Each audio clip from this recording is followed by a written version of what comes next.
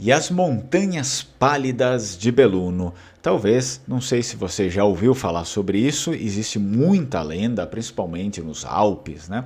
Muitas lendas fantásticas, lendas maravilhosas, assim, enfim, nesse contexto cultural. E seria bom que a gente falasse um pouquinho sobre isso também, principalmente Belluno, né? Tem muito dessas lendas porque tá ali bem próximo aos Alpes e todas essas regiões aí de montanhas, né? Regiões montanhosas sempre abrigam muitas lendas fantásticas e que são também, enfim, essenciais para o nosso conhecimento cultural como Vênetos. Antes disso, obviamente você pode curtir o vídeo, se inscrever no canal. Eu sou Fernando Menegatti, esse aqui é o canal Lenguamare, o canal destinado para os Vênetos. E, óbvio, não esquece aí de ativar o sino das notificações para você sempre ficar por dentro do que tem aqui. Eu já te convido para fazer parte da nossa Masterclass, que é um curso que acontece no sábado, dia 8 de julho. Começa às 10 da manhã e vai até o meio-dia, é só aquele momento ali. Você pode manifestar o seu interesse escrevendo para o e-mail contato@lenguamare.com e aí você vai fazer parte também por meio de uma videochamada com um professor lá do Vêneto. Então não perde essa. Caso você tenha interesse também em estudar língua vêneta, você pode escrever para o contato@lenguamare.com. Então vamos lá, olha só, as Dolomitas, para quem não sabe, é aquela cadeia de montanhas fantásticas que tem lá na região que corta, né? Enfim, a região norte ali da Itália. As Dolomitas têm um segundo nome, tá? Que poucos conhecem, na verdade, e de fato a população local lá, a população local muito se refere a essas montanhas como montanhas pálidas ou montes pálidos, tá bom? Então seria esse o nome, digamos, regionalizado que raramente as pessoas que não são de lá chamam assim ou às vezes também nem conhecem. Então, como todas as áreas montanhosas, as Dolomitas sempre foram o local ideal para o cenário de lendas que foram transmitidas de gerações em gerações. Obviamente, essas lendas nesses locais, digamos, mágicos, e realmente são locais mágicos, eu já tive lá, são locais realmente mágicos, e o que acontece nessas lendas, esses locais são férteis para esse tipo de lenda, não só, né, aqui nas Dolomitas, mas em outras áreas do mundo, isso acaba acontecendo também.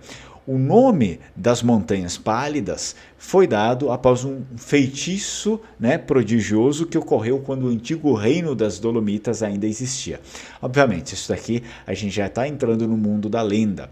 Tá? Então é uma lenda muito... Tem algumas lendas muito famosas lá que seria legal também que vocês conhecessem. Então eles dizem que o nome das Montanhas Pálidas foi dado após esse feitiço que ocorreu quando ainda existia um reino que se chamava o Reino das Dolomitas.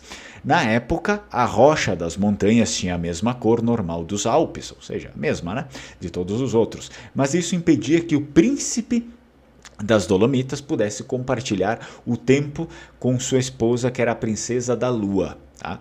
Então existia um príncipe ali das Dolomitas, que ele vivia ali naquela área ali de gelo, e a esposa dele seria uma princesa que vivia na Lua, ou que era a princesa da Lua que reinava na Lua. Então eles não conseguiam compartilhar o mesmo momento, eles não conseguiam se encontrar nunca. Por quê? Ele não poderia ir à Lua porque correria o risco de ficar cego devido à luz muito intensa. Ela, por outro lado, não conseguia olhar para a escuridão das montanhas porque elas lhe causavam melancolia e depressão.